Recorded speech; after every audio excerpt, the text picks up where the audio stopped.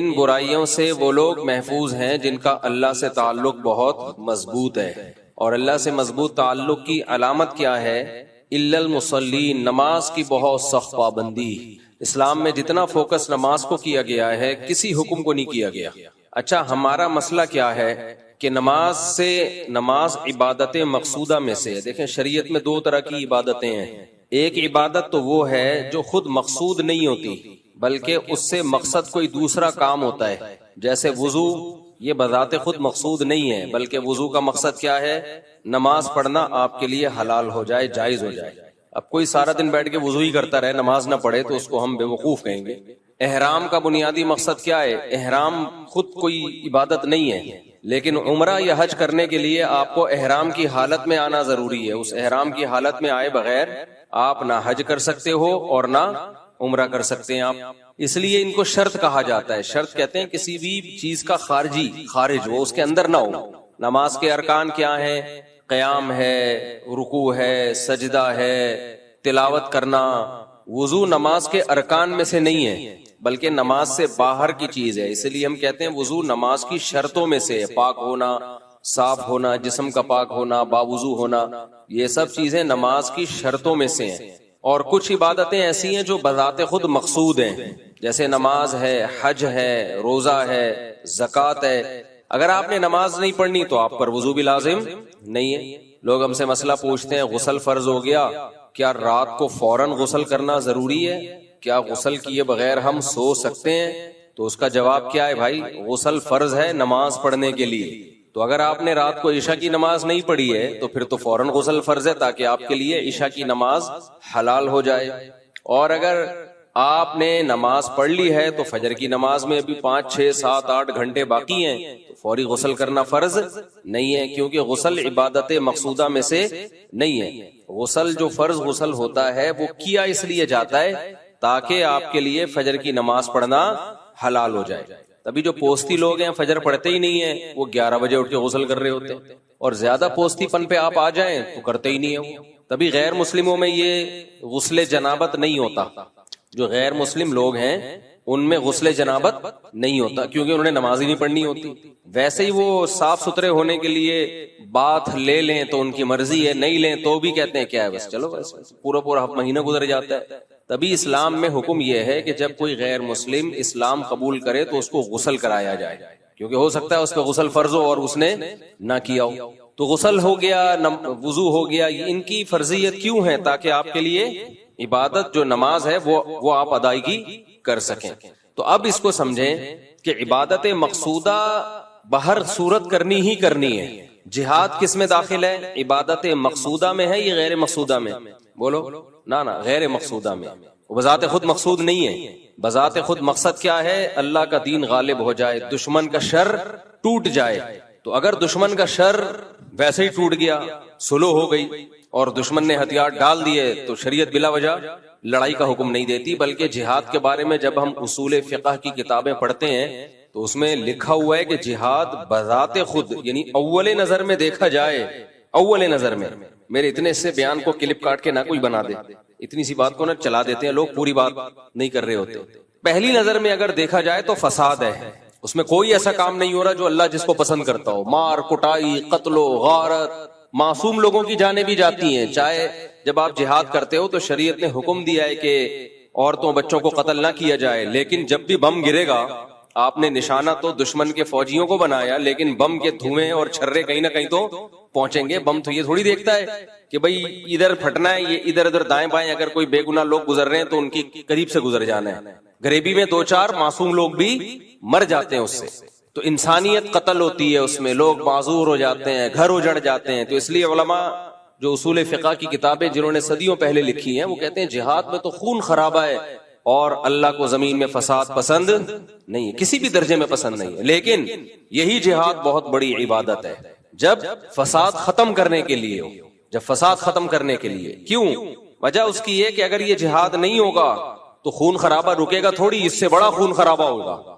ابھی قریب میں اس کی مثال ہے، انہوں نے فائرنگ شروع کر دی، پڑوسیوں نے میزائل داغنا شروع کر دیے. ہم اگر کہتے بھئی جہاد تو فساد ہے، ہم اگر بم برسائیں گے، ماریں گے تو یہ نہ ہو جائے وہ نہ ہو جائے، تو بہتر یہی ہے کہ کچھ نہ کیا جائے، تو ادھر کچھ ہو نہ ہو ہم اب تک اس دنیا کی مارکیٹ سے شارٹ ہو چکے ہو۔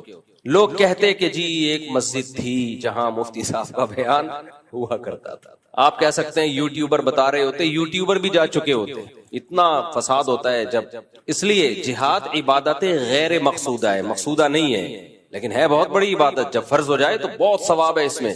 تو یہی وجہ ہے کہ نبی صلی اللہ علیہ وسلم کو جہاں جہاد کیے بغیر غلبہ مل گیا وہاں آپ نے جہاد نہیں کیا۔ طائف والے آئے، انہوں نے کہا ہم لڑنا نہیں چاہتے، آپ سے سلو کرنا چاہتے ہیں، اور ہم آپ کے مذہب کو بھی قبول کر رہے ہیں، اسلام کو بھی، لیکن چند چیزیں جو ہے اس پہ کمپرومائز کریں۔ تو جو اسلام کی بنیادی چیزیں تھیں اس پہ تو آپ نے کمپرومائز نہیں کیا۔ جیسے انہوں نے کہا ہم شراب ہمارے لیے حلال ہوگی، فرمایا نہیں یہ نہیں ہو سکتا، یہ تو اسلام کی بیسک چیزیں ہیں نا، یہ نہیں ہو سکتا۔ ایک قبیلے سے آپ کا معاہدہ ہوا، انہوں نے کہا کہ ہم جو جزیہ دیں گے لیکن اس کو جزیہ کا نام نہیں دیں گے، تو حضرت عمر نے فرمایا ہم اس کو جزیہ سمجھیں گے، تم اس کو کچھ بھی نام دے دو، نام میں کچھ بھی نہیں رکھا، آپ اس کو کوئی بھی نام دے دو۔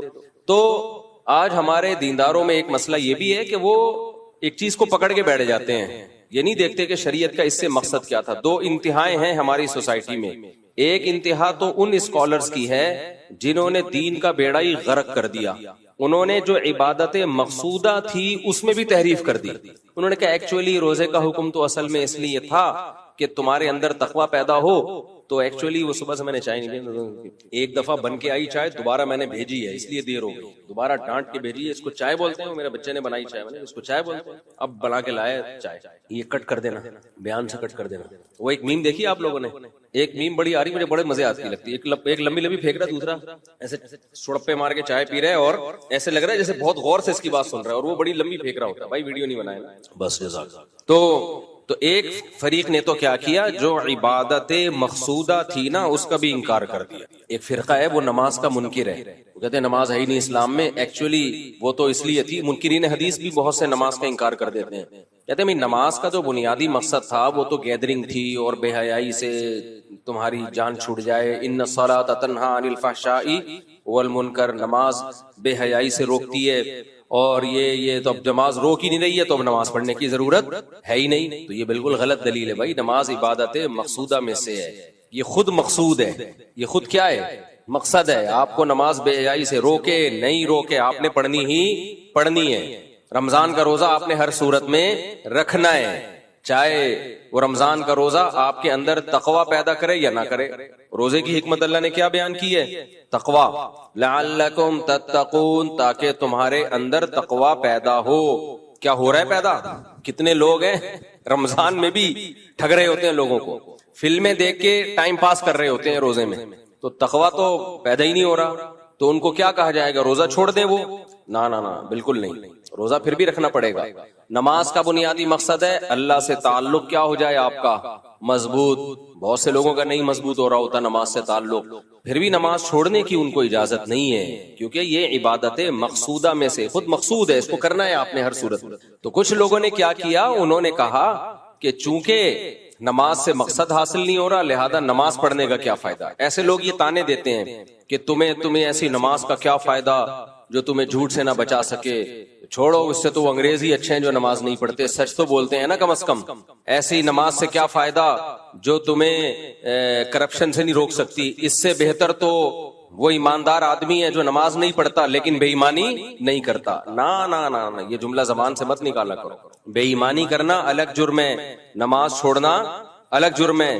اسلام سے پتہ چلتا ہے کہ نماز قضا کرنا بے ایمانی سے بڑا جرم ہے اللہ کی نظر میں، نماز قضا کرنا اللہ کی نظر میں بے ایمانی سے، بول لینا یا سب کو چائے پلاؤں کیا تب ایکٹیو ہوں گے کیا؟ ہاں تو آپ ایسے سست سے لگ رہے ہو یار، تو اتنا تھوڑی ہے کہ میں نے پیے تو اب میں سب کو پلاؤں، بیٹھ کے کبھی پلا بھی دیں گے انشاءاللہ۔ تو نماز چھوڑنا اللہ کی نظر میں یہ زیادہ بڑا جرم ہے، کرپشن بھی بڑا جرم ہے۔ تو وجہ کیا ہے، ہم نے انسانوں سے پوچھا ہے کہ صحیح کیا ہے غلط کیا ہے، قرآن سے آپ پوچھو تو قرآن جتنا فوکس نماز کو کرتا ہے اتنا کسی چیز کو نہیں کرتا۔ کیوں فوکس کرتا ہے نماز کو؟ اللہ کہتے ہیں پہلے مجھے تو مانو، اور تم مجھے مانتے ہو اس کا ثبوت پیش کرو، اور اس کا ثبوت کیا ہے؟ نماز۔ جہاں ایمان والوں کی اللہ نے علامات بیان کی ہیں، سب سے پہلے نمبر پہ اگر کسی چیز کا ذکر ہوتا ہے تو وہ کس کا؟ نماز کا۔ نماز قائم کرتے ہیں، نماز قائم کرتے ہیں، نماز قائم کرتے ہیں، باقی سب چیزیں بعد میں، معاہدوں کی پابندی کرتے ہیں، یہ بھی اگلے نمبر پہ بیان کیا اللہ نے، ایگریمنٹ کو پورا کرتے ہیں، وعدوں کو پورا کرتے ہیں، سچ بولتے ہیں، سب علامتیں بعد میں بیان ہوتی ہیں۔ اللہ کی نظر میں جب اللہ ایمان والوں کی علامتیں ذکر کرتے ہیں، ان میں سب سے پہلے کس کو بیان کرتے ہیں؟ نماز کو۔ یہاں ایک اشکال ہوگا، بھائی یہ کیا بات ہے، اللہ تعالیٰ نماز کو زیادہ فوکس کر رہے ہیں، بھلے لوگوں کو ٹوپیاں کراتے رہو، جھوٹ بولتے رہو۔ یہ وجہ نہیں ہے کہ اللہ کو جھوٹ سے نفرت نہیں ہے، قرآن میں آتا ہے لعنت اللہ علی الکاذبین، جھوٹ بولنے والوں پر اللہ کی لعنت۔ اصل میں اللہ نے نماز کو سب سے زیادہ فوکس اس لیے کیا ہے کہ ہم کسی چیز میں اچھائی اور برائی کا جو کرائیٹیریا اور معیار ہے نا ہمارا، وہ ڈیفرنٹ ہے، اور اللہ کا معیار ہم سے بولو ڈیفرنٹ۔ جیسے کوئی بھی شخص بات کر رہا ہوں، ہم کہتے ہیں یار اس میں میرا جو کیا ہے وہ اوپینین ہے نا، وہ تھوڑا سا ڈیفرنٹ ہے، میں ذرا ڈیفرنٹ اینگل سے دیکھتا ہوں، میں تھوڑا مختلف زاویے سے چیزوں کو دیکھتا ہوں۔ مجھے آج پتا چلا کامران مسیح تو پائلٹ ہی نہیں ہے، اگرچہ بیان سے ہٹ کے ایک بات ہے، آج پتا چلا کامران مسیح تو، میں تو جانے والا تھا اس کے گھر، آپ کو حیرانگی ہو رہی ہے، وہ تو نیویگیٹر ہے ایئر فورس میں، اچھی بات ہے، یعنی چلو ایئر فورس میں کوئی نہ کوئی اس کی خدمات ہیں، لیکن وہ تو پائلٹ ہی نہیں ہے۔ اچھا مجھے یہ اس لیے پائلٹ ہی نہیں ہے بھائی، وہ نہ جہاز کا پائلٹ ہی نہیں، اچھا آدمی ہے، ہمیں اس سے وہ نہیں، چلو ایئر فورس میں ہونا بھی ہمارے لیے فخر کی بات ہے، ایئر فورس میں ہے، بس اتنا بھی کافی ہے، مقصد کسی کو حوصلہ شکنی کسی کی کرنا نہیں ہے۔ مجھے یہ اشکال اس لیے ہوا، میں نے کہا یار ایک ہی پائلٹ تھا، باقی ہم تو سنے 40 جہاز اڑے تھے۔ یہ جو فائٹ ہوئی ہے نا، اس کو ڈاگ فائٹ کہا جاتا ہے نا، دیکھو کتا کیسے لڑتا ہے، وہ مہمان اپنے جو گھر والے، یار یہ ٹاپک چینج ہو جائے گا، اس کو نماز کے بعد سوال جواب کے سیشن میں اس کو نمٹائیں گے ہم اس مسئلے کو، ورنہ یہ سارا بیان میرا جنگ پہ چلا جائے گا۔ تو لیکن بعد میں آج مجھے پتا چلا کہ نہیں میں نے جو رپورٹیں طلب کی ہیں وہ بالکل، میں یوٹیوب کی رپورٹ نہیں پیش کر رہا، میرے پاس بھی 2 رپورٹیں ہیں، بیویاں 4 ہیں لیکن رپورٹیں 2 ہیں۔ تو اچھا خیر، یہ تو پھر ٹاپک چلتا رہے گا زندگی بھر۔ ابھی تو میں یہ عرض کر رہا تھا کہ ہم جب دیکھتے ہیں کسی چیز کے اچھائی اور برائی کو تو ایک ڈیفرنٹ اینگل سے دیکھتے ہیں، اللہ میاں جو دیکھتے ہیں وہ ڈیفرنٹ اینگل سے، بلکہ ہر شخص کا اینگل کسی کو دیکھنے کا دوسرے سے ڈیفرنٹ ہی ہوتا ہے۔ کبھی بھی ایسا نہیں ہوتا کہ ہر شخص کے پاس ایک ہی ترازو ہو لوگوں کو ناپنے کا اور لوگوں کو تولنے کا۔ میری نظر میں اچھا کوئی اور ہوگا، ان کی نظر میں اچھے کا مطلب کچھ اور ہوگا، ان کی نظر میں اچھے کا مطلب کچھ اور، ان کی نظر میں اچھے کا مطلب کچھ اور۔ ہر شخص کا اچھے کا ایک کرائیٹیریا دوسرے سے کیا ہے؟ مختلف ہے۔ میں اکثر ایک بیان میں اکثر اس کی ایک مثال دیتا ہوں، دیکھو ابا کی نظر میں اچھے کا مطلب کچھ اور ہے، بیوی کی نظر میں اچھے کا مطلب کچھ اور ہے، دوست کی نظر میں اچھے کا مطلب کچھ اور ہے۔ ابا اچھا کسے کہتے ہیں؟ جو کما کے لائے، پھر بھلے گٹکا کھائے، بھلے سینما گھر میں جا کے فلمیں دیکھتا ہو، کیا خیال ہے؟ بے شک وہ کسی کام کا نہ ہو، لیکن اگر وہ کماؤ پوت ہے، وہ میں اکثر مثال دیتا ہوں نا، ایک آدمی اپنے 3 بچوں کا تعارف کروا رہا تھا، یہ میرا بیٹا ڈاکٹر ہے، یہ پائلٹ ہے، یہ چور ہے، تو کسی نے کہا اس کو گھر سے نکال کیوں نہیں دیتے؟ کہتے کماتا صرف یہی ہے، اس لیے گھر سے نہیں نکالتا میں۔ تو بیوی کی نظر میں اچھے کا مطلب یہ ہے کہ میرے سارے حقوق ادا کرے، میری ساس کو 1 روپیہ بھی نہ دے، بہنوں کو بھی نہ پوچھے۔ ان بیویوں کی بات کر رہا ہوں جو بیان کے نہیں سن رہی ہیں، ان خواتین کی، وہ خواتین جو کسی کی بیوی ہیں اور بیان میرا نہیں سن رہی، ان کی بات کر رہا ہوں۔ ان کی نظر میں معیار یہ کہ ساری آمدن ہمیں لا کے دے۔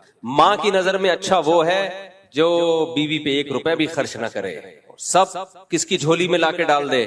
ماں کی جھولی، بیگم کو بالکل لفٹ نہ کرائے۔ تو ہر شخص کا اپنا ایک معیار ہے نا، تو کیا اللہ کو یہ حق نہیں ہے کہ اس کا بھی ایک معیار ہو اچھائی اور برائی کو متعین کرنے کا اور تولنے کا، کہ کون اچھا ہے اور کتنا اچھا ہے اور کون برا ہے اور کتنا برا ہے؟ اب انسانوں کی نظر میں اچھا وہ ہے جو انسانیت کی خدمت کرے، لوگوں کو کھلائے پلائے۔ تبھی ہم دیکھو جو ہم سے اچھے اخلاق سے بات کرتا ہے اور ہماری خدمت کرتا ہے۔ اور بٹیر کا آج لائیں آپ سالن، جو بٹیر کا شوربے والا ہے نا، شوربے والا ہے، اللہ جزائے خیر۔ تو یہ میری دعوت کر رہے تھے، میں نے کہا ادھر ہی لے آیا، تو انہوں نے کہا بٹیر کا کھانا ہے، پھر میں نے سارے بولے شوربے والا گوشت، شوربے والا مزے کا لگتا ہے، اس میں جو روٹی ڈبو ڈبو کے کھانے کا مزہ ہے نا، اس کا اپنا ہی مزہ ہے۔ کیا خیال ہے؟ ہضم جلدی ہوتا ہے۔ حکیم لوگ بولتے ہیں، حکیم لوگ، کہ شوربے والی چیزیں کھایا کرو، اس سے انسان کم بیمار ہوتا ہے، لذت بھی اس میں زیادہ ہے۔ جو فاسٹ فوڈ آ گیا نا ہمارے یہاں، وہ کیٹو ڈائٹ پر ہو ایک الگ بات ہے، وہ ڈاکٹروں نے آج کل ایک کیٹو ڈائٹ لائی ہوئے ہیں کہ وہ صرف پروٹین لو. ہم تو نارمل لوگ ہیں بھائی, ہم نارمل خوراک کھانے والے لوگ ہیں. تو آج کل ڈاکٹروں نے کیٹو ڈائٹ کے نام سے ایک ڈائٹ پلان دیا ہوا ہے لوگوں کو کہ بالکل کارب کو آپ تقریباً 0 کر دیں اور خالی گوشت کھایا کریں. کھائیں آپ, ڈاکٹروں کی آپ عمل کریں. ہم تو جو صدیوں سے باپ دادا کھاتے آ رہے ہیں, اللہ کا شکر ہے, ہم وہی اچھا لگتا ہے. اور ہمارا جو کلچر ہے نا بر صغیر کا, وہ شوربے والی چیزیں کھانے کا ہے. انگریزوں میں شوربے والی چیزوں کا کوئی تصور ہی نہیں ہے. امریکن کو دیکھ لو, چائنیز کو دیکھ لو, جیپنیز شوربہ کھاتے ہی نہیں ہے. ان کو کبھی نہاری میں روٹی ڈبو کے کھلاؤ, جو ہضم بھی آسانی سے ہوتا ہے وہ کھانا, باڈی کو لگتا بھی ہے, مزہ بھی آتا ہے, پھر مزے کی نیند بھی آتی ہے. اور حکیموں کے بقول بیمار بھی کم ہوتا ہے آدمی. اب ڈاکٹر اس رائے سے اتفاق کرے نہ کرے مجھے نہیں پتا, لیکن میرا تجربہ بھی ہے. تو اس لیے شوربے والی چیزیں میری رائے ہے. باقی ڈاکٹروں سے پوچھ لو کیا کھانا ہے کیا نہیں کھانا. خیر, تو انگریزوں نے جو ہے نا یہ فاسٹ فوڈ, یہ جو چکن, بوائل چکن اور برگر چکن اور یہ سب چیزیں گوروں نے لگایا ہے. آپ گوروں کو شوربے والی چیزیں خود کھلاؤ تو دیکھو وہ اس پہ سیٹ ہو جائیں گے. کیونکہ سرید نبی صلی اللہ علیہ وسلم کی سنت ہے, گوشت کے شوربے میں روٹیاں ڈبو دی جاتی تھی, وہ جو اچھی طرح اس کو پی لیتی پھر اس کو کھایا جاتا. تو زود ہضم بھی ہے, آسانی سے ہضم بھی ہوتا ہے وہ, اور مزہ آتا ہے اس کو کھانے میں, باڈی کو لگتا بھی ہے وہ. البتہ گندم کی روٹی کے بجائے آج کل کیونکہ گندم میں کارب بہت زیادہ ہے, تو گندم کی روٹی کے بجائے جو یا دوسری ملٹی گرین ٹائپ کی چیزیں وہ والا آٹا ہو تو زیادہ اچھا ہے. خیر, تو ہمیں تو بھائی وہ ہمارا کرائٹیریا کیا ہے, ہمیں وہ اچھا لگے گا جو ہمیں شوربے والا بٹیر کھلا رہا ہو. صحیح ہے نا, شوربے والا بٹیر کھلا رہا ہو تو میں تو اس کی تعریف کروں. کتنے اچھے آدمی ہیں بھائی. اور اب کیا یہ اب سارا ہی بتانا شروع کر دوں, لوگ بولیں گے سارے جو ہے نا یہ اسی چکر میں مولوی صاحب کے لوگ ان کو یہ کھلایا کریں. تو اس لیے مزید مثالیں میں نہیں دیتا کہ دمبے کی چربی اور پھر اس میں پراٹھا بنا ہوا ہو صبح ناشتے میں, اور زیادہ ہو جائے گا پھر نا. اچھا خیر, آئل کم ہو شوربے والے, اس میں آئل سے مزہ خراب ہوتا ہے. میں آپ کو بتاؤں شوربے جو گوشت, آلو گوشت کا جو شوربہ ہے نا, تازہ گائے کا گوشت ہو, آلو ہو اور شوربہ ہو, مزہ نہ آئے پیسے واپس. خیر, تو انسان کا معیار کیا ہے بھائی؟ انسان کا معیار یہ ہے کہ جو انسانیت کی خدمت کرے ہمیں وہ سب سے زیادہ اچھا لگتا ہے.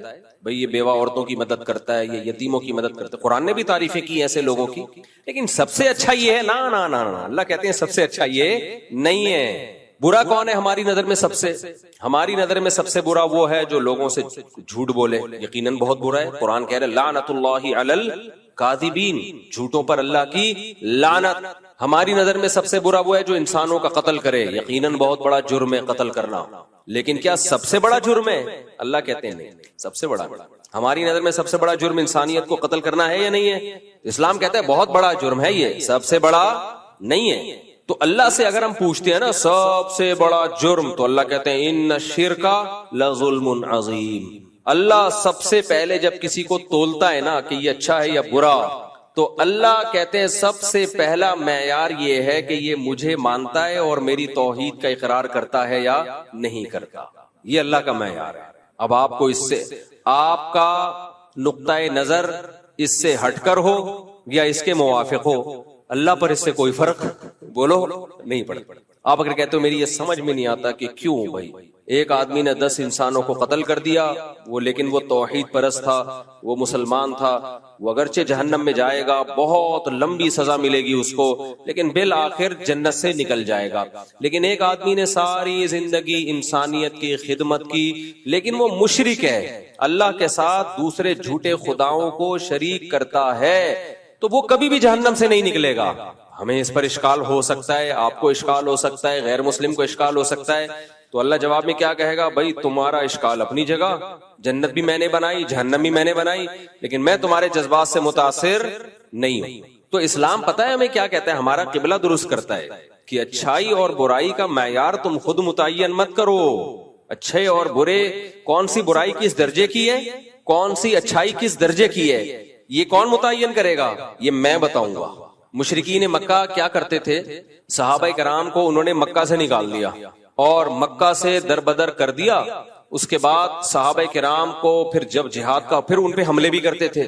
صحابہ کرام جہاد کرتے, لڑائی کرتے اپنے آپ کو, شروع میں تو دفاعی لڑائیاں ہوئی ہیں. تو مشرکین مکہ کہتے دیکھو, حج تو ابراہیم علیہ السلام کے دور سے ہو رہا ہے نا, مشرکین مکہ کہتے دیکھو ہم کتنے نیک ہیں, ہم مسجد حرام کی تعمیر کرتے ہیں, حاجیوں کو ہم پانی پلاتے ہیں، اللہ کے گھر کے ہم رکھوالے ہیں، تم تو مدینہ میں رہتے ہو اور لڑائی کے علاوہ تمہارا کوئی کام ہے نہیں. تو اس پہ قرآن کی آیت نازل ہوئی، اجعلتم سقایۃ الحاج وعمارۃ المسجد الحرام کمن آمن باللہ والیوم الآخر وجاہد فی سبیل اللہ. اللہ کہتے ہیں تم مسجد حرام میں کی تعمیر، اللہ کے گھر کی تعمیر اور حاجیوں کو پانی پلانا، یہ بھی نیکی ہے یقیناً. کیا یہ نیکی اس شخص کے برابر ہو سکتی ہے جو اللہ پر ایمان لایا اور اللہ کی راہ میں اللہ کے دین کے لیے لڑ رہا ہے، وہ جو جان دے رہا ہے؟ یعنی اللہ نے بتا دیا کہ مسجد حرام کی تعمیر کو ترازو کے ایک پلڑے میں رکھا جائے، یقیناً بہت بڑی نیکی. لیکن اللہ کے دین کی سربلندی کے لیے، مظلوموں کے دفاع کے لیے جو جان دے رہا ہے، لڑ رہا ہے، اس کا ایک جہاد دوسرے پلڑے میں رکھا جائے تو یہ والا پلڑا جو ہے اللہ کی راہ میں لڑنے والی نیکی کا پلڑا بہت زیادہ جھک جائے گا. تو مشرکین اپنے پوائنٹ آف ویو سے، اپنے اینگل سے دیکھ رہے تھے اور اللہ ان کو اپنے اینگل سے دکھا رہا تھا. سمجھ میں نہیں آ رہی میرا خیال ہے بات؟ میرا خیال ہے نہیں آ رہی سمجھ. تو ہمارے ساتھ پتہ ہے مسئلہ کیا ہے؟ کچھ چیزوں کو ہم گوروں کے اینگل سے دیکھ رہے ہوتے ہیں، مغربی تہذیب، کچھ چیزوں کو ہم اسلام کے اینگل سے دیکھ رہے ہوتے ہیں، پھر اسلام کے اینگل میں بھی کچھ کو اہل حدیث کے اینگل سے دیکھ رہے ہوتے ہیں، کچھ کو دیوبندیوں کے اینگل سے دیکھ رہے ہوتے ہیں، کچھ کو بریلویوں کے اینگل سے دیکھ رہے ہوتے ہیں. اب مثال کے طور پر ربیع الاول میں بتیاں نہیں لگائیں تو وہ عاشق رسول نہیں ہے، اس میں ہم اس کو دیکھ رہے ہیں بریلویوں کے اینگل سے، اور عاشق رسول نہیں ہے، ایک نمبر کا فراڈی ہے. کچھ کو دیوبندیوں کے اینگل سے دیکھ رہے ہیں، کچھ کو اہل حدیثوں کے اینگل سے دیکھ رہے ہیں، رفع الیدین نہیں کرتا کسی کام کا، اب وہ کتنا ہی نیک کیوں نہ ہو، ابے یہ تو حنفی ہے، یہ تو کسی کام کا ہے ہی نہیں. اور اگر رفع الیدین کرتا ہو تو پھر وہ دیوبندی اس کو دوسرے اینگل سے دیکھ رہا ہے، یہ تو یعنی مجتہد بنا ہوا ہے، کسی بجائے کسی مجتہد کو فالو کرنے کے یہ کیا کر رہا ہے، یہ خود مجتہد بنا ہوا ہے. تو وہ بڑی لمبی لمبی بحثیں ہوتی ہیں. تو ہمارا جو معیار ہے نا بھائی، اس کو سائڈ پہ رکھ دو.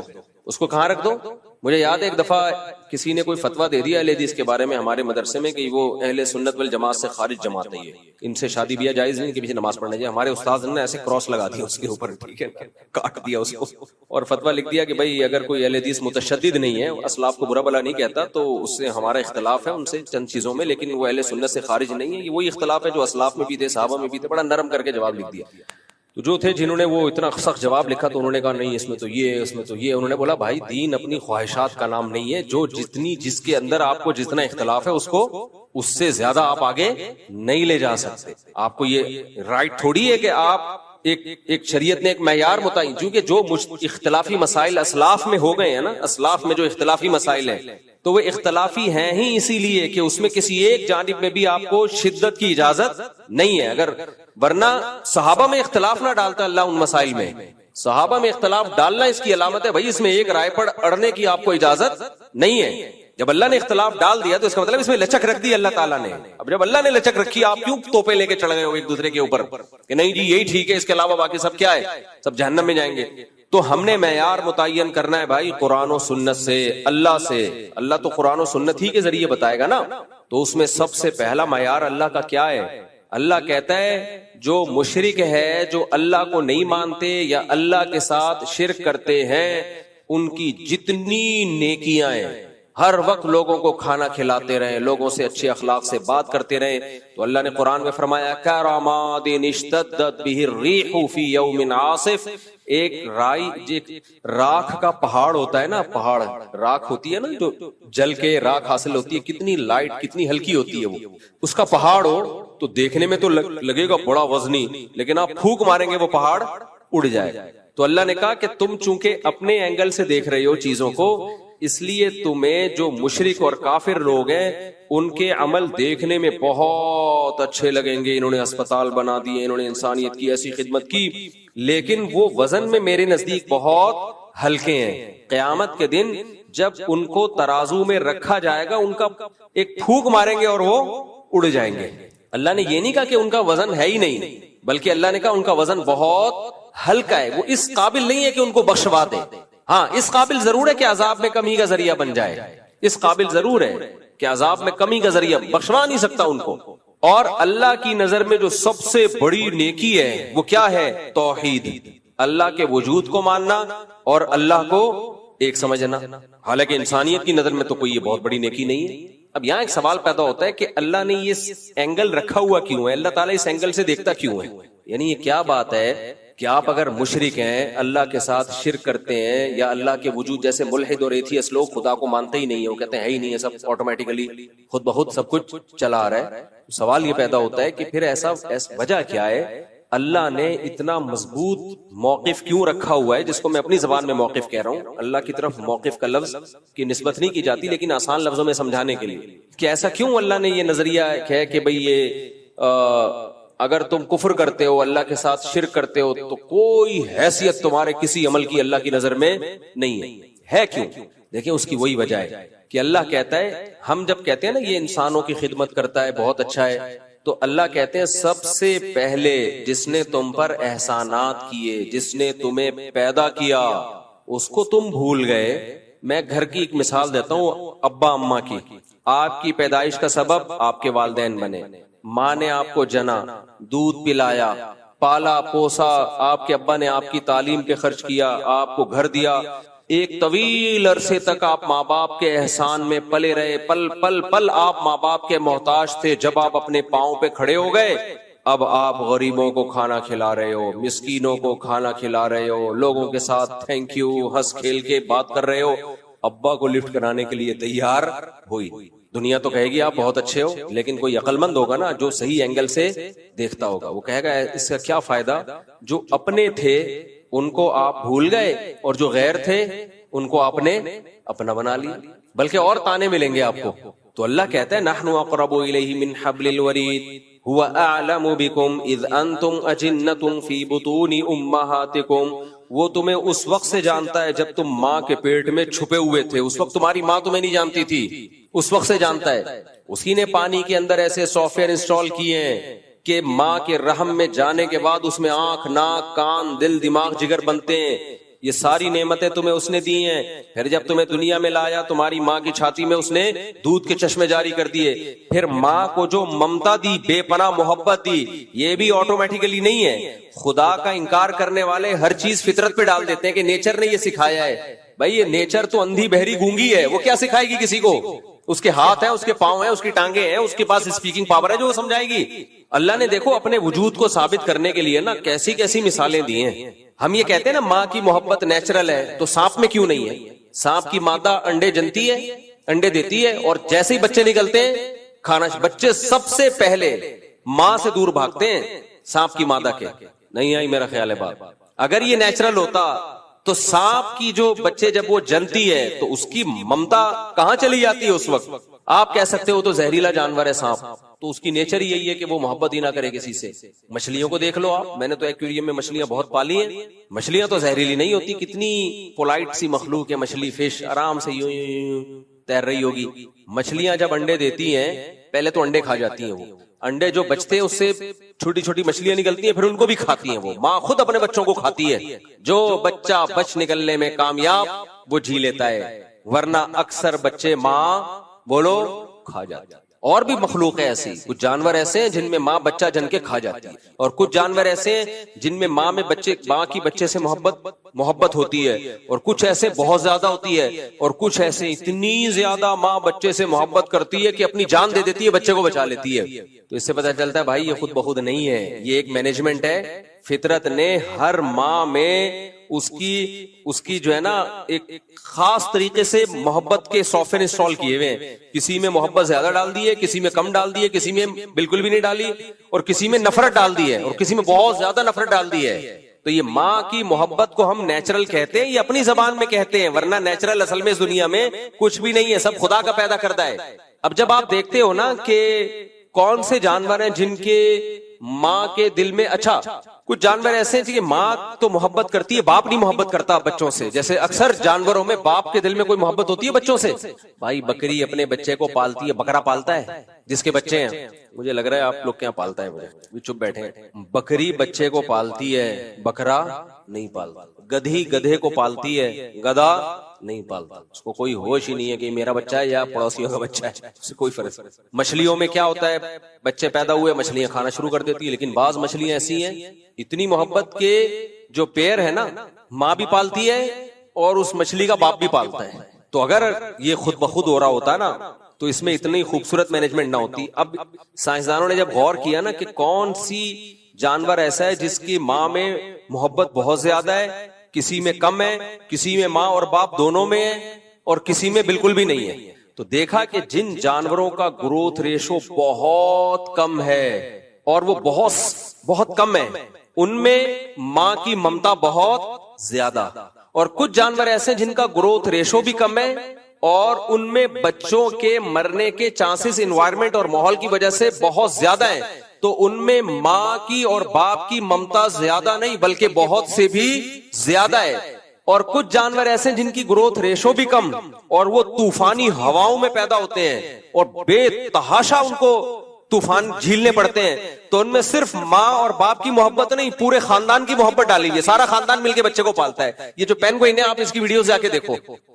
ابے وہ پینگوئن نہیں جو 3 پیس سوٹ اور ٹائی پہن کے وہ سمندر کے گرد گھوم رہے ہوتے ہیں، 3 پیس سوٹ اور ٹائی میں نہیں، وہ جس کو پانی کی بلی کہتے ہیں میرے خیال ہے اردو میں، وہ 3 پیس. مجھے تو ایسا لگتا ہے، میں نے دیکھا ہے وہاں ناروے وغیرہ میں نا، تو وہ 3 پیس جاپان میں بھی برف میں ہوتے ہیں نا وہ، تو وہ انہوں نے ان کا ماحول بنایا ہوا سخت شدید سردی میں رہتے ہیں. تو یہ انٹارکٹیکا وغیرہ میں جہاں پر بہت برفانی ہوائیں، طوفان، تو بچہ ان طوفانوں کو نہیں جھیل سکتا. تو اس کے لیے اللہ نے میں نے کتاب پڑھی ہے اس پہ، ڈاکومنٹری نہیں دیکھی، ایک سائنٹسٹ کی میں نے کتاب پڑھی ہے، کئی سال ہو گئے، پوری مجھے یاد نہیں ہے وہ، کہ کیسے اس کی ماں اور باپ دونوں مل کے ایک بچے کو پالتے ہیں. ہم ایسے 19 کو نہیں پال سکتے جیسے وہ. سڑاتا رہوں گا میں، چڑھاتا رہوں گا، جیسے وہ، اللہ نظر سے بچائے. تو جیسے وہ ارشاد بٹی نے مجھ سے پوچھا تھا نا کہ آپ یہ قوم کی خدمت کر رہے ہیں، وہ بھی بیچارہ فیملی پلاننگ والوں سے متاثر ہے نا، کہہ رہے بہت اچھی خدمت ہو رہی، بہت اسٹائل سے وہ طنز مارے تھے اس میں. تو لوگ سمجھتے ہیں میں شرمندہ ہو جاؤں گا، میں شرمندہ ہوں، لیکن اس پہ شرمندہ ہوں کہ پروگریس جتنی ہونی چاہیے اتنی ہے نہیں. پھر میں شرمندہ، جو رزلٹ ہونا چاہیے وہ ہے نہیں. 19-20 تو آپ آج کل آپ کے پی کے میں جاؤ آرام سے، 19-20 کوئی مسئلہ ہی نہیں. تو خیر تم کتنے ہو؟ 6 بہن، تو تم 19 کہہ رہے ہو ان کو یار. خیر وہ ایک آدمی سے کسی نے پوچھا آپ کے کتنے بچے، آپ کے ابا کیا کرتے ہیں؟ انہوں نے کہا ہم لوگ 28 بہن بھائی ہیں. تو اس نے کہا میں پوچھ رہا ہوں آپ کے ابا کرتے کیا ہیں؟ کہہ رہے میں نے بتایا نا ہم لوگ 28 بہن بھائی ہیں. کہہ رہا بھائی میں پوچھ رہا ہوں کرتے کیا ہیں؟ تو کہہ رہے یہ کام نہیں ہے کیا؟ یہ کام. خیر وہ ایک مزاح تھا. تو پینگوئن کو دیکھ لو آپ ڈاکومنٹریز دیکھیں، اس کی کتابیں پڑھیں اس کے بارے میں، گوگل پہ سرچ کریں، کیونکہ چھکڑ ہیں، برفانی طوفان آتے ہیں، اس بچے کو کا سروائیو کرنا بہت مشکل. لیکن اس کے ماں باپ اس بچے کو جننے میں اور پالنے میں اتنی تکلیف اٹھاتے ہیں، ایسے جان جوکھوں میں کھیل کے اور اس کی ہیلپ کرتے ہیں، اپنے بچے کو پالتے ہیں. اور پھر اس کے بعد باقی خاندان بھی ساتھ دیتا ہے. وہ پورا پریوار جو ہے نا جھنڈ میں جا رہے ہوتے ہیں، چلو جی ماں پیچھے رہ گئی تو دوسری انٹی آتی ہیں اس کو گلے لگا لیتی ہیں. انسانوں میں ایسا نہیں ہے، دوسری انٹی آئیں گی وہ اس کو گلے لگا لیں گے، چل بھائی جب تک تیری ماں نہیں آتی تھوڑی دیر کے لیے برفانی ہواؤں سے میں تجھے بچا لیتی ہوں. لیکن جن جانوروں میں گروتھ ریشو بہت زیادہ ہے، تنادن پیدا ہوتے ہیں، ان میں اللہ اگر ماں کی ممتا رکھ دیتا نا تو ماں تو سارا دن سینکڑوں بچوں کو پال پال کے خود مر جاتی وہ، اور اتنے ان کے گروتھ ریشو ہوتا کہ وہی نسل ہوتی، باقی دنیا میں سب ختم ہو چکے ہوتے. سانپ کی مادہ ہزاروں انڈے دیتی ہے، اب وہ ہزاروں میں اگر 500 بھی بچ جاتے تو سانپ ہی سانپ ہوتے دنیا میں. اسی طرح مچھلیاں، میں نے ایک فش پالی ہے، وہ ہے کون سی فش ہے، گولڈن فش، موٹی سی، 10,000 انڈے کہتے ہیں ایک وقت میں دیتی ہے وہ. 10 ایسی مچھلیاں ہیں، 10,000 انڈے اور 20 50 ہزار انڈے، پھر ان سے 50 ہزار بچے نکلتے ہیں. اب آپ سوچ لو 50,000 بچے نکلے، وہ 50 کے 50,000 ماں نے پال پوس کے اسکول بھیج کے ٹیوشن فیس لگا کے سارے ویکسین کروا کر اس کو جوان کر دیا. ان 50,000 کی جب شادی ہوگی تو ایک ایک کے 50,000، تو 50,000 کو 50,000 سے ضرب دو تو اکائی دہائی سینکڑا ہزار 10,000، کیا اکائی دہائی سینکڑا ہزار 10,000، لاکھ 10 لاکھ کروڑ 10 کروڑ ارب، تو تقریباً 5 ارب یا 50 ارب، صحیح کیلکولیشن کر لینا گھر بیٹھ کے، 50 ارب تھوڑے دنوں میں ہو جاتا. تو مچھلیاں ہی مچھلیاں ہوتی میرے بھائی، سمندر میں تو پاؤں رکھنے کی بھی جگہ نہیں ہوتی، پھر وہ سب مر جاتی، تعفن پھیلتا. تو اللہ نے کہا اتنے بچے یہ پیدا کر رہی ہے تو ان کی ماں کے دل سے اللہ نے ممتا چھین لی. بولا کھاؤ، جو نکل گیا وہ میچ جیت جائے گا. ٹھیک ہے، وہ پہلے دن سے ہی بھاگنا شروع کرتا ہے، پہلے اماں سے جو نکل گیا وہ جیت گیا. تو بھائی یہ ماں کے تو وہ بھی مچھلی ہے. تو اچھا کچھ جانور ایسے نر اور مادہ دونوں مل کے پال رہے ہیں اس کو. تو یہ پورا ایک مینجمنٹ ہے. قرآن کی اس آیت کو یاد رکھو. قرآن جہاں بھی اللہ کی کائنات کے مظہر ہمارے سامنے رکھتا ہے کہ کائنات میں یہ کچھ ہو رہا ہے، یہ کچھ ہو رہا ہے، 2 لفظوں میں اللہ اپنی قدرت کو بیان کرتے ہیں. اللہ کہتے ہیں ذالک تقدیر العزیز العلیم. بہت زبردست آیت ہے, اللہ کرے سمجھ میں آ جائے. جو اللہ کا انکار کرنے والے لوگ ہیں نا, اللہ ان کو نہیں چھوڑے گا. اللہ کہتے ہیں تم کتنے نیک ہو, کتنے نیٹ کلین, تھینک یو, اور ہر وقت اچھی اچھی باتیں کرتے ہو, غریبوں کو کھانا کھلاتے ہو, ہسپتال بنا دیے, یتیم خانے بنا دیے, اور بہت ہی nice person, nice to meet you. یہ سب جب تم سے کوئی ملتا ہے تو لوگ کہتے ہیں نائس ٹو میٹ یو, بہت خوش ہوتے ہیں. اور لیکن اگر تم مجھے نہیں مانتے, اللہ کہتے نہیں چھوڑو, کیونکہ تم نے چھوٹا جرم نہیں کیا, چھوٹا جرم نہیں کیا. ایک ایسی ذات کا انکار کر دیا جس کی قدرت کی نشانیاں صبح و شام اپنی آنکھوں سے دیکھتے ہو, صبح و شام دیکھتے, تو تمہیں اس کا کیوں خیال نہیں آیا؟ تو تقدیر العزیز العلیم. تقدیر کہتے ہیں مینجمنٹ, اندازہ, ایڈجسٹمنٹ. یہ سب الفاظ تقدیر کے لفظ میں سما سکتے ہیں. ایڈجسٹمنٹ ہے اس میں, مینجمنٹ ہے اس میں, ایک ہمیں ایک کیلکولیشن ہے اس میں, ہوائی نہیں ہے ورنہ نظام چل نہیں سکتا تھا. اب ملحد اور ایتھیس کیا بولتا ہے؟ ایتھیس بولتا ہے کہ حسن اتفاق ہے اس لیے ایسا ہو رہا ہے, یعنی خوبصورت مینجمنٹ ہے نیچر کی وجہ سے. اللہ کیا کہتے ہیں؟ خوبصورت مینجمنٹ ہے نیچر کی وجہ سے, لیکن اس نیچر کو بنانے والا کون ہے؟ خالق. خود بخود یہ نیچر بنی نہیں ہے, یہ فزکس کے جو لا ہیں اور جو پوری دنیا جن قوانین پہ چل رہی ہے یہ خود بخود نہیں بن سکتے, یہ ہو نہیں سکتا. تو اس لیے اللہ کی نظر میں سب سے بڑا مجرم وہ ہے جو خدا کا انکار کرے. ہلکا جرم نہیں ہے, تبھی تو ہمارے اسلاف بزرگان دین اس کی ساری زندگی کوشش کرتے رہے کہ ہماری ایمان پر موت واقع ہو, ایسا نہ ہو ہم سے آخری وقت میں ایمان سلب ہو جائے. اب آپ دیکھو اتنے لوگ ایمان کفر پہ موت واقع ہو رہی ہے, ان کو تو اس کی کوئی پرواہ نہیں ہوتی. کتنے کافر ہیں, ان کو کہا جائے موت کے وقت اب تو تم کلمہ پڑھ لو بھائی, کہتے نہیں ابھی بھی نہیں پڑھ رہے ہوتے, وہ ان کی نظر میں کلمے کی ویلیو نہیں ہے. اور ہمارے یہاں بزرگان دین اور اسلاف جن کی زندگی گناہوں سے پاک تھی, ساری زندگی اسی خوف میں گزر گئی کہ اللہ ہم سے ایمان نہ چھین لے, کیونکہ ان کو ایمان کی ویلیو کا پتہ ہے. بھائی قیامت کے دن اعمال کے ترازو میں جو چیز سب سے وزنی ہوگی وہ کیا چیز ہوگی؟ ایمان, توحید, عقیدہ توحید, اللہ کی کتابوں پر, اللہ کے پیغمبروں پر ایمان. تو یہ ہلکی چیز نہیں ہے, اس کو ہلکا نہ لیا کرو, کیونکہ آج کل مسلمانوں نے اس کو ہلکا لینا شروع کر دیا ہے. اور جب آپ اس نیکی کو ہلکا لوگے تو پھر اللہ کی نظر میں بھی آپ کی نیکی ہلکی ہو جائے گی. اللہ کہیں گے اس کو خود اپنی ویلیو, اپنی نیکی کی ویلیو نہیں ہے اس کے دل میں. تو کیسے لوگ ہلکا سمجھتے ہیں؟ لوگ غیر مسلموں کی تعریفیں کر رہے ہوتے ہیں. ابے یار کیا ہوا ہے, کلمہ نہیں ہے, ہیں تو ہم سے اچھے نا. بھائی کلمہ نہیں ہے, ہلکی بات ہے یہ, کلمہ نہیں ہے. لوگ کہتے ہیں کیا ہو گیا, نماز نہیں پڑھتے, لیکن ہیں تو ہم سے اچھے. نا نا نا, اللہ کہتے ہیں نماز پڑھے بغیر وہ تم سے اچھے نہیں ہو سکتے, کلمے کے بغیر وہ تم سے اچھے نہیں ہو سکتے. تو اللہ کہیں گے ٹھیک ہے پھر تو بھی انہی, اللہ ہو سکتا ہے آپ سے ایمان سلب کر لے, جس کو خود ایمان کی پرواہ نہیں ہے. اس لیے میں جو لوگ یورپ امریکہ میں جاتے ہیں ان سے بولتا ہوں بھائی اپنے ایمان کو بچانا, ایمان کو, اس پہ سودے بازی مت کرنا, اس پہ سمجھوتا مت کرنا. ہم مسلمان ہیں, یہ بہت بڑی نعمت ہے, مر جاؤ کٹ جاؤ نہیں بھائی, ایمان نہیں چھوڑنے کا. اعمال اس کے بعد آتے ہیں, اعمال کو بھی فوکس کرنا ہے, لیکن اللہ کی نظر میں وزنی چیز ادھر ادھر ادھر. وہ بعد میں آپ کو میں تصویر دکھا دوں گا. اللہ کی نظر میں سب سے زیادہ ویلیو کس کی ہے؟ بولو, ایمان کی ویلیو ہے سب سے زیادہ. تو قرآن میں جو آیت ہے ذالک تقدیر العزیز العلیم, اللہ کہتے ہیں کہ یہ جو کائنات میں تمہیں مینجمنٹ نظر آئے گی نا, جیسے میں نے بتایا کہ اس طرح سے, اچھا کوئی ایک مخلوق بھی آپ پال لو نا جانوروں کی, اسی میں اللہ کی قدرت کے بے شمار نمونے نظر آ جاتے ہیں. آپ میں نے 50 مرغیاں ہیں نا, 4 مرغیاں تھیں تو ہوتے ہوتے اب ایک سال میں 50-60 ہو گئی.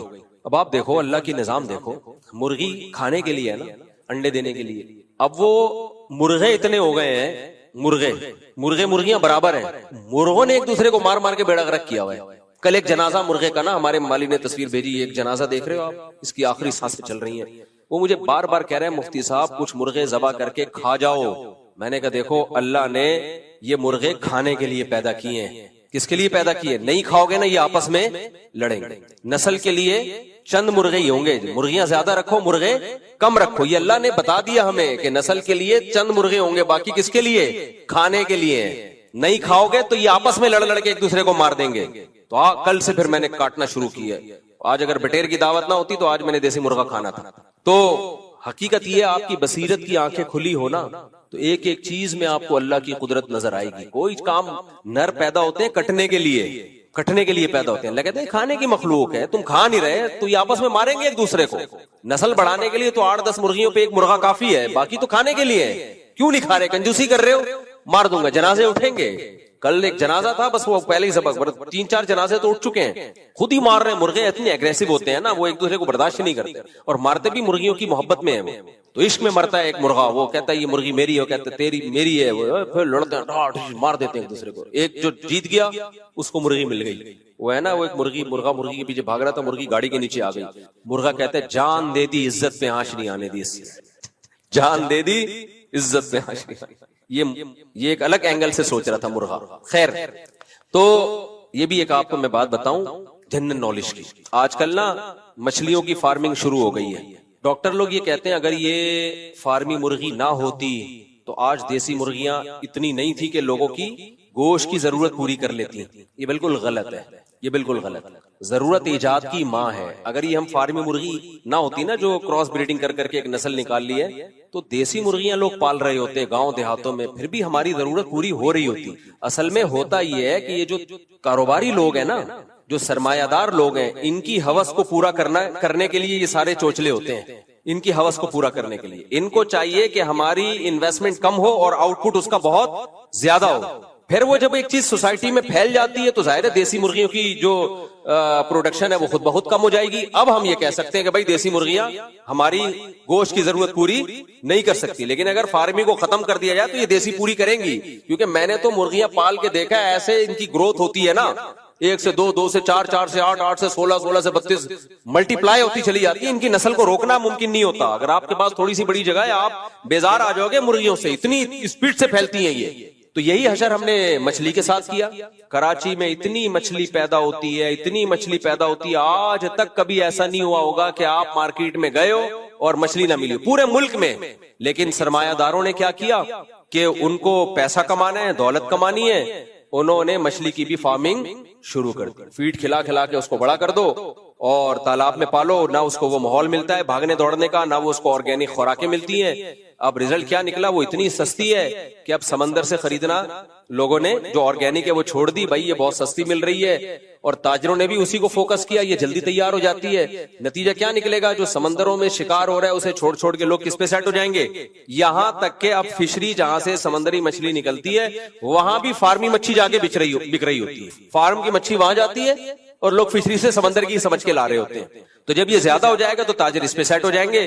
پھر یہ اس طرح کی باتیں سوسائٹی میں ہوں گی, بھائی یہ تو بڑا زبردست ہو گیا کہ فارمی مچھلی کے تالاب بن گئے, ورنہ آبادی اتنی بڑھ چکی ہے کہ سمندر کی مچھلی ہماری ضرورت پوری نہیں کر سکتی. تو یہ ہوتا ہے نقطہ بادل وقوع. کوئی کام آپ پہلے حماقت کر لیتے ہو, پھر اس کے بعد اس کے آپ حکمتیں تلاش کرنا شروع کر دیتے ہو. ورنہ خوراک کے معاملے میں چاہے دیسی مرغی ہو چاہے مچھلی ہو, آبادی کو ڈبل در ڈبل کر دو, دگنا در دگنا کر دو. نہ سمندر نے کبھی ہاتھ روکا ہے اور نہ کوئی خوراک کی کبھی کمی ہوئی ہے. یہ سب ہوائی باتیں ہیں جن کی کوئی لاجک نہیں بنتی. جب آپ ایک آرٹیفیشل پہ سیٹ ہو جاؤ گے پھر ظاہر ہے پھر تو یہ کہنا پڑے گا کہ اب دیسی جو ہے وہ ہماری ضرورت پوری نہیں کرتی. ورنہ دیسی کھاتے آ رہے تھے لوگ, جب ضرورت ہوتی تھی کھا لیتے تھے. خیر, تو اللہ نے کیا فرمایا, ذالک تقدیر العزیز العلیم. یہ اندازہ ہے, مینجمنٹ ہے. اللہ کہتے ہیں ایسی خوبصورت مینجمنٹ تمہیں کائنات میں نظر آئے گی. اور یہ مینجمنٹ بھی صرف کوئی مینیجر ہونا ضروری نہیں ہے. جس کی طرف سے یہ مینجمنٹ ہے اس میں 2 صفات کا ہونا ضروری ہے, ورنہ اس کے بغیر یہ مینجمنٹ ہو نہیں سکتی تھی. ایک انتہائی طاقتور ہو, جو چاہے کر سکتا ہو. نمبر 2, اس کو ہر چیز کا علم ہو. بعض دفعہ آپ کے پاس طاقت ہوتی ہے, نالج نہیں ہوتی, تو بھی آپ کام کر ہی نہیں سکتے. مثال کے طور پر کسی کے پیٹ میں درد ہے, وہ آیا آپ کے پاس طاقت ہے, ایک جبڑا پھاڑ سکتے ہو اس کا, یوں کر کے پیٹ چیر سکتے ہو, لیکن آپ کے پاس نالج نہیں ہے کہ پیٹ کے درد کا علاج کیسے ہوتا ہے. آپ تھپڑ مار مار کے اس کو درد ٹھیک کر رہے ہو, جیسے مائیں بچوں کو تھپڑ مار مار کے چپ کرا رہی ہوتی ہیں. بچہ رو رہا ہے سر میں درد, ناک میں درد کی وجہ سے یا گلے میں درد کی وجہ سے, مائیں تھپڑ مار مار کے طاقت کا استعمال کر کے اس کو چپ کرا رہی ہیں. وہ چپ ہونے کے بجائے اور چیخ چیخ کے رو رہا ہوتا ہے. وجہ کیا ہے, ماں کے پاس طاقت تو ہے, نالج نہیں ہے کہ یہ رو کیوں رہا ہے. نالج نہیں ہے تو سمجھتی ہے طاقت کے زور سے میں بچے کو دبا دوں گی, ڈرا کے نہ چپ کرا دوں گی. وہ چپ نہیں ہوتا. دوسرا یہ کہ آپ کے پاس نالج تو ہے لیکن طاقت ہی نہیں. مثال کے طور پر آپ کو پتا ہے اس کے کمبخت کے پیٹ میں درد اس لیے ہو رہا ہے، استغفر اللہ کمبخت نہیں کہنا چاہیے، اس کے پیٹ میں درد اس لیے ہو رہا ہے کہ اس کو قبض ہے، نالج ہے آپ کے پاس، اور قبض کا علاج بھی آپ کو پتا ہے کہ جی قبض کا علاج یہ ہے کہ جمال گوٹا وہ نہیں جو بھینس کے منہ میں ڈالا تھا، بھینس نے پہلے پھونک مار دی تھی تو اسی کے منہ میں چلا گیا تھا وہ، تو جمال گوٹا اس کو کھلا دیا جائے، یا کوئی بھی ڈاکٹر لوگ بتاتے رہتے ہیں یہ قبض کی گولی ہے یہ کھا لی جائے، نالج تو ہے لیکن اتنے پیسے ہی نہیں ہے کہ آپ وہ گولی خرید کے لے آؤ، تو بھی آپ کچھ نہیں کر سکتے۔ تو دنیا میں جو کامیاب لوگ ہوتے ہیں ان کے پاس کسی کام کے کرنے کی طاقت بھی ہوتی ہے اور اس کام کے بارے میں نالج بھی ہوتی ہے، تو آپ کامیاب ہو سکتے ہیں، ادروائز آپ صرف باتیں ہی پھینکتے رہو گے کچھ بھی نہیں ہوگا۔ جیسے لوگ بڑے بڑے ویژن بناتے ہیں، یہ کر لیں گے وہ کر لیں گے، بھائی آپ کے پاس وسائل کیا ہیں؟ وسائل کچھ بھی نہیں ہے ہمارے پاس، تو پھر کچھ بھی نہیں ہو سکتا۔ اور اگر وسائل ہیں لیکن نالج ہی نہیں ہے کہ کس وقت کیا کون سا وسیلہ اور کون سا ذریعہ ہم نے استعمال کرنا ہے، تو بھی فائدہ نہیں ہوگا۔ تو اب کیا مسئلہ ہے؟ اللہ کہتے ہیں اس پوری کائنات میں تم غور کرو گے تو دو نتیجوں تک پہنچو گے، ایک بلکہ تین نتیجوں تک پہنچو گے۔ نمبر ایک، اس کا بنانے والا کوئی ہے، یہ خود بخود نہیں ہے۔ نمبر دو، بنانے والا بہت طاقتور ہے، جو چاہے کر سکتا ہے۔ نمبر تین، صرف طاقتور نہیں ہے، اس کے پاس نالج ہے، علم بہت زیادہ ہے، اس کو پتا ہے کس کی نسل بڑھانی ہے کس کی نسل گھٹانی، اس کو پتا ہے مفتی طارق مسعود کے بچے زیادہ ہونے چاہیے، خیر یہ تو ایک بیچ میں ایسی مثال آ گئی، اس کو پتا ہے کہ کون سی مخلوق کی نسل بڑھنی چاہیے کون سی مخلوق کی نسل گھٹنی چاہیے۔ دیکھو آسٹریلیا میں ہم جو یہ قربانی کے جانور ذبح کرتے ہیں نا، ترس آتا ہے ہمیں، یار بیچارے جوان ہٹے کٹے ذبح کر کے ہم کھا جاتے ہیں، ان کے جینے کی عمر تھی، اگر ہم ان کو ذبح نہ کریں نا یہ ہمیں کھا جائے، یہ کیا کریں ہمیں کھا جائے، یا تو ان پہ بہت زیادہ ظلم ہوگا یا بھوکے مریں گے یا ہمیں کھا جائیں۔ ہمیں کیسے کھا جائیں میں ایکسپلین کرتا ہوں، مثال سے سمجھاتا ہوں۔ یہ جو چار قسم کے جانور ہیں نا جن کا شریعت نے حکم دیا کاٹ کے کھا جائے کرو ان کو ذبح کر کے، اگر آپ ان کو نہیں کھاتے نا یا بقرعید میں ذبح نہیں کرتے یا کھاتے ہی نہیں ہو آپ ان کو جینے دیتے ہو، ان کے پیٹ کمبختوں کے اتنے بڑے بڑے ہوتے ہیں نا کہ ان کو 2 ٹائم پوری دیگیں چاہیے۔ بھینس کو کیا چاہیے پتا ہے؟ 2 ٹائم، 2 روٹی نہیں چاہیے اس کو پورا ونڈا چاہیے، اتنی بڑی تعداد میں۔ بھائی اس کو بند کروا دینا، یہ ہمیشہ بے وقت یہاں سے، ایک تو یہ ویسے بھی الارم کے طور پر اذان کا ٹھیک ہے ہی نہیں اذان کا بجنا، تو اتنے بڑا ان کا پیٹ ہوتا ہے۔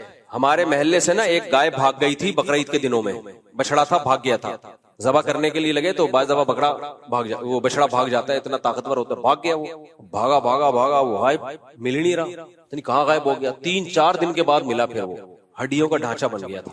وجہ کیا ہے؟ اس کو بھائی 2 ٹائم پیٹ بھر کے خوراک چاہیے تھی، وہ کہاں سے لیتا؟ وہ یہ پودوں سے، اور باہر اتنا تھوڑی مل جاتا ہے اس کو۔ تو یہ وہ جانور ہیں جن کو کون کھلاتا ہے؟ انسان، اور انسان کا اس پہ خرچہ نہیں، ٹھیک ٹھاک خرچہ ہوتا ہے۔ آپ کہہ سکتے ہو کھیتوں میں تو جانور خود کھا رہے ہوتے ہیں، تو وہ کھیت بھی اگائے جاتے ہیں باقاعدہ۔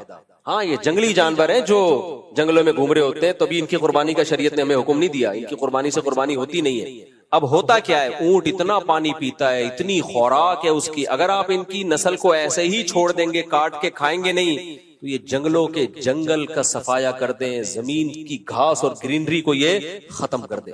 اگر آپ کو یقین نہ آئے نا، آسٹریلیا میں جا کے دیکھو آپ، آسٹریلیا میں 100-150-200 سال پہلے انگریز اپنے ساتھ مسلمانوں کو لے کر گئے تھے ہندوستان سے، پشاور سے بھی کچھ لوگ گئے، تو یہ لوگ اپنے ساتھ اونٹ لے گئے تھے مسلمان، بحری جہازوں میں اونٹ لے جا کے انہوں نے جنگلوں میں کام وام کیے جو بھی، تو پھر یہ جب واپس آئے تو اونٹ وہیں چھوڑ دیے انہوں نے۔ اب وہاں اونٹ کا گوشت نہیں کھایا جاتا، آسٹریلیا میں گورے نہیں کھاتے۔ نتیجہ کیا نکلا ہے؟ ان اونٹوں کی نسل اتنی بڑی ہے، 2 واقعات تو میرے سامنے ہیں۔ میں جب لاسٹ ٹائم آسٹریلیا گیا اس وقت بھی، اور اس سے پہلے جب آسٹریلیا گیا اس وقت بھی یہ واقعہ ہوا کہ ان کی گورنمنٹ نے 10,000 اونٹ پسٹل سے فائر کر کے مارے ہیں جنگلوں میں۔ کتنے اونٹ؟ 10,000 اونٹ ہیلی کاپٹروں سے نا نشانہ لے کے مارے ہیں۔ میں نے ان لوگوں سے پوچھا بھائی کیا ہو گیا یار، یہ اونٹوں کو تم ایسے فائر کر رہے ہو جیسے کوئی دہشت گرد ہوتے ہیں؟ بھائی انہوں نے کہا آسٹریلین گورنمنٹ بیزار آ گئی ہے، یہ صحراؤں میں جتنا پانی ہوتا ہے یہ پی لیتے ہیں۔ یہ کہ اونٹ جب پانی پیتا ہے نا، قرآن نے بھی اس کا تذکرہ کیا، پیاسا اونٹ ایسے ٹینکوں کے ٹینک خالی کر دیتا ہے، اونٹ اسٹور بھی کرنا ہوتا ہے نا اس کو، اور اتنے جنگل میں یہ چرتا ہے، اتنا چرتا ہے گرینری ختم ہو جائے گی، دوسرے جانوروں کے لیے بچتا ہی کچھ نہیں۔ پھر مجھے اندازہ ہوا بھائی اللہ نے ان کی نسلوں کو کنٹرول کرنے کے لیے ہمیں آرڈر کیا دیا ہے، کھا جایا کرو آپ۔ نہیں کھاؤ گے تو یہ ہمیں کھا جائیں گے. یہ صحیح ہے. تو اللہ کا کوئی کام حکمت سے خالی نہیں ہے. اب انڈیا کی لوگ مثال دے سکتے ہیں, بھائی انڈیا میں تو گائے کو ذبح نہیں کیا جاتا, وہاں تو گائے ماتا کے ساتھ بڑی سیوا کی جاتی ہے اس کی, اور اس کو نہیں کھاتے, تو وہاں تو کوئی ایسا واقعہ نہیں ہوتا. نا نا نا نا, آپ ڈاکومنٹریز یوٹیوب میں دیکھ لو کہ انڈیا میں جو گائے جب بڈھی ہو جاتی ہے, بیل جب بڈھا ہو جاتا ہے, اس بیچارے کا حشر کیا ہوتا ہے, بھوک سے تڑپ تڑپ کے مرتا ہے. وہ چند گایوں کی تو ہمیں نظر دکھا دیتے ہیں وہ کہ اس کو کوئی گھر میں لے گیا, اس کی مرم پٹی کی, اور اس بڑھیا کو بیچاری کو گھر میں رکھ کے کھلانا پلانا شروع. ذبح کرنا نہیں ہے کیونکہ وہ انہوں نے اس کو ماں بنایا ہوا ہے, لیکن وہ غریب آدمی کب تک کھلائے گا؟ وہ کہے گا میں اپنے بچوں کو کھلاؤں یا گائے ماتا کو کھلاؤں, اپنی سچی مچی کی ماتا کو کھلاؤں یا اس ماتا کو کھلاؤں؟ وہ تو پریشان ہو جاتا ہے. نتیجہ کیا نکلتا ہے؟ وہ جانور سسک سسک کے مرتے ہیں. وہ ویڈیوز نہیں ڈالی جاتی, کچھ لوگوں نے تو ڈالی ہیں, کچھ ہندوؤں نے ہی وہ ویڈیوز ڈالی ہیں, لیکن انہوں نے یہ دکھانے کے لیے ڈالی ہے کہ دیکھو ہم ہندو ہیں, ہمیں گائے کا احترام کرنا چاہیے, لیکن ہمارے یہاں گایوں کا حشر کیا ہو رہا ہے, بیچاری کیسے سسک سسک کے تڑپ تڑپ کے مر رہی ہے. تو یہ بھوک پیاس سے سسک کے تڑپ کے مریں گے یہ, اگر ہم ان کو ذبح کر کے کھائیں گے نہیں. تو اللہ کا دین ہے نا اسلام, اس لیے اللہ نے کہا کہ بھائی ابھی کھا لو, تو اس میں کیا ہوگا, تمہارے کام بھی آ جائے گا اور ایک اچھی موت مر جائے گا یہ ذبح کر کے. وہ تڑپ تڑپ کے جو بھوک اور پیاس سے جو ترس کے اور تڑپ کے مرتا ہے, وہ موت سے یہ بچ جائے گا. تو اب وہاں بھی یہی ہوگا آسٹریلیا میں, جو اونٹ کو جو شوٹ نہیں ہوتے وہ جب بڈھے ہو جاتے ہیں تو کیا ہوتا ہے ان اونٹوں کے ساتھ, انسان جب بڈھا ہو جاتا ہے تو اولاد لا کے رکھتی ہے اس کے سامنے کھانا. گائے یا اونٹ جب بڈھا ہوگا اور کھانے چلنے کے قابل نہیں رہے گا, تو آپ کا کیا خیال ہے, وہاں اونٹ کے بچے لا لا کے ابا کے سامنے خوراک رکھیں گے, توڑ توڑ کے پانی کے پیالے لا کے رکھیں گے. وہ بھوک اور پیاس سے تڑپ تڑپ کے ایڑیاں رگڑ رگڑ کے سسک سسک کے مرے گا وہ. تو اگر آپ ان کو ذبح کر کے نہیں کھاتے تو آپ کو گولیوں سے شوٹ کرنا پڑے گا, جو کسی کام کی بھی نہیں ہے. تو میں نے وہاں بولا کہ بھائی گورنمنٹ سے بولو کہ شوٹ کرنے کے بجائے یہ اتنے سینکڑوں ہزاروں اونٹ ہیں, یہ جو ہے وہ ہمیں دے دیں. تو ان کا جواب پتہ ہے کیا تھا, لے لو. میں نے کہا ہم تو لے جا نہیں سکتے, کھائیں شکار کر کے. انہوں نے کہا کھا لو. اب 2000 کلومیٹر دور جنگل میں جاؤ ان کو کھانے کے لیے, تو اس کا طریقہ یہ ہے کہ وہ گورنمنٹ نے اجازت دی ہوئی ہے, جاؤ یار مار کے کھا لو, آپ ذبح کر کے نہار کر کے جیسے آپ نے کھانا ہے کھا لو, لیکن کھاؤ کیسے؟ 2000 اور آسٹریلیا اتنا بڑا صحرا ہے نا, اتنی شدید گرمی, جنگلوں میں آگ لگ جاتی ہے. 2000 کلومیٹر پہ آپ گاڑی میں سفر کر کے جائیں, 2000 کلومیٹر کے بعد جا کے ایک اونٹ کو آپ نے مارا, نہر کیا, تو کیا کرے گا اتنے گوشت کا آدمی؟ ایک ہی دفعہ کر سکتا ہے بس. وہ اس کے بعد آدمی کہتا ہے بھائی میں ادھر سے ہی خرید کے کھا لوں گا, وہ زیادہ بہتر ہے. تو کچھ باتیں کہنے کی ہوتی ہے, پریکٹیکلی وہ پاسبل نہیں ہوتی. وہ بات ہی گورنمنٹ نے تو اجازت دی بھی ہے, کھا لو بھائی, ہماری طرف سے کوئی پابندی نہیں ہے, آپ کھاؤ جا کے. لیکن اتنا مشکل ہے اس کو کھانا, اس کو لائے گا کون؟ اور پھر وہ اونٹ بھی اتنے وحشی ہو چکے ہیں, اس کا بھی خطرہ ہے کہ اونٹ کے آپ نے اونٹ کو کھانے سے پہلے اونٹ آپ کو نہ کھا جائے گا. اتنے وحشی اونٹ تو ایسے ٹانگتا ہے انسان کو, آپ نے بقرعید میں ویڈیو دیکھی ہوگی نا, یوں پکڑتا ہے ادھر سے اور اٹھا کے چھت پہ رکھ دیتا ہے بندے کو, اتنا بڑا تو اس کا منہ ہے. خیر, تو اللہ نے کیا فرمایا, ذالک تقدیر, یہ مینجمنٹ ہے. ایک اور جگہ قرآن میں اللہ نے فرمایا, اللہ الذی خلق 7 سماوات ومن الارض مثلہن, اللہ نے 7 آسمان اور زمینیں پیدا کی, لتعلموا ان اللہ علی کل شیء قدیر, تاکہ اس کائنات کے بننے کے عمل کو اور اس میں جو مینجمنٹ ہے اس کو دیکھ کے تمہیں پتا چل جائے اللہ ہر چیز پر قدرت رکھتا ہے. وَأَنَّ اللَّهَ قَدْ أَحَاطَ بِكُلِّ شَيْءٍ عِلْمًا, اور اللہ کا علم بھی کامل ہے, کیونکہ قدرت اور علم دونوں چیزیں مل کے انسان کو کچھ کرنے کے قابل بناتی ہیں. دونوں میں سے ایک صفت بھی نہیں ہو تو آپ کچھ کرنے کے قابل نہیں رہتے.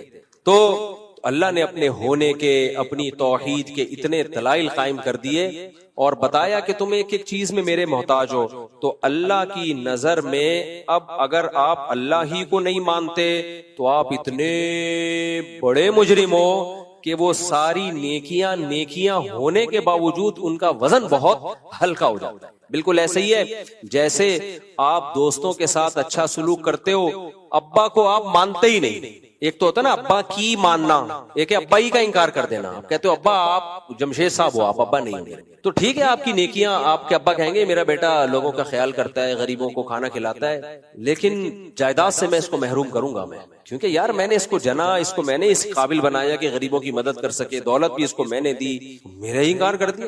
مودی نے کہا ہے نا ہم ہی پہ حملہ کر دیا. وہ سچا ہے, یہ اے آئی سے بنا ہوا ہے, اوریجنل ہے وہ, اس پہ لوگوں نے میم بنائی ہے. مودی نے کہا نا کہ ہم ہی پہ حملہ کر دیا, اس پہ زبردست میم بنی ہے. ایک نے کہا میں دکان میں دوا خریدنے کے لیے گیا, میں نے جب دوا خریدی مجھی سے پیسے مانگ لیے اس نے. ابے تو تم ہی سے ہی مانگیں گے پیسے, خریدی بھی تو تم نے. میں اس گھر میں جو ہے وہ ایسے بہت ساری چیزیں چپکا دی اس کے ساتھ. میں اس گھر میں جھاڑو لے کے گیا, مجھے کو صفائی کرنے کا کہہ دیا اس نے اتنی. تو مودی صاحب آپ نے بھی تو حملہ کیا تھا, تو اب آپ ہی پہ حملہ, تو کسی اور جاپان پہ حملہ کریں گے ہم؟ حملہ آپ کر رہے ہو تو جواب میں آپ ہی پہ حملہ کریں گے ہم. یہ تھوڑی کیا حملہ آپ نے کیا ہم چائنا پہ حملہ کر دیں. تو مزہ آیا یار, بہرحال مزہ بہت آیا, خاندانی کام ہو گیا. پاکستانیوں نے بھی تو بہت دنوں بعد کوئی خوشی دیکھی ہے نا. ہر وقت الٹی الٹی خبریں سن سن کے یہ ہے ایسے ڈپریشن میں جا رہے تھے. ایک کام خاندانی ہوا, مزہ آ گیا. خیر, تو اس لیے میرے بھائی, تو جب اللہ کی نظر